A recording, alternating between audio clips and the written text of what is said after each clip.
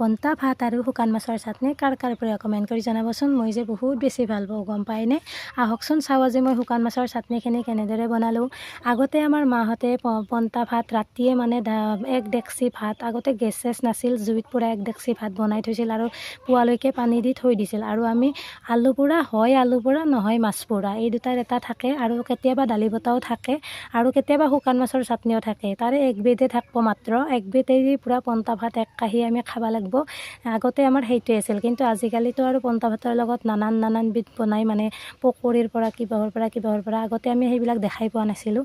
কেৱল মাছ পোৰা, দালি বটা, আলু পোৰা আৰু শুকান মাছৰ চাটনি। আহকচোন চাওঁ মই কেনেদৰে বনাওঁ। প্ৰথমতে মাছখিনি মই অলপমান তেল দি কিনে কেৰাহী এটাত ভাজি লৈছোঁ। তাৰপিছত মিক্সিৰ জাৰটোত আদা, নহৰু আৰু শুকান মাছখিনি আৰু জলকীয়া 4-5টামান দিছোঁ আৰু মিঠাতেল অলপ দিছোঁ। মিঠাতেল অলপ বেছিকৈ লাগিব, তেতিয়াহে মানে সোৱাদ হ'ব।